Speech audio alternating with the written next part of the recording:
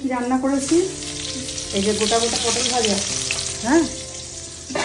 আর এদিকে দেখো, এই যে ভাত করে নিয়েছি একারে, গরম ভাত একদম, এই নামিয়েছি। আর এখানে হচ্ছে ঝিঙে দিয়ে, বাঙাল ডাঁটা দিয়ে, আলু দিয়ে মাছের তরকারি। এই যে পাতলা ঝোল করেছি, এটা আমার গরমে খুব ফেভারিট, ডবগা ঝোল। এই যে পাতলা ঝোল একদম, হ্যাঁ। টমেটোটা এইভাবেই দিয়েছি গলে মানে মেখে খাওয়ার জন্য। আর এখানে দেখো, এখানে বানিয়েছি গোটা গোটা ভেন্ডি সেদ্ধ। ভেন্ডি আমরা বলি না, আমরা ঢ্যাঁড়স বলি। ঠিক আছে, ঢেঁড়স সেদ্ধ।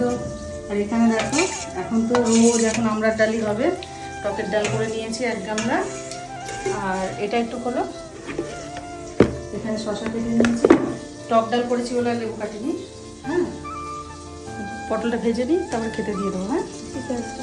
আচ্ছা, এই গোটা গোটা পটল ভাজা খেতে খুব ভালো লাগে, তার সাথে একটা কাঁচা লঙ্কা দিয়ে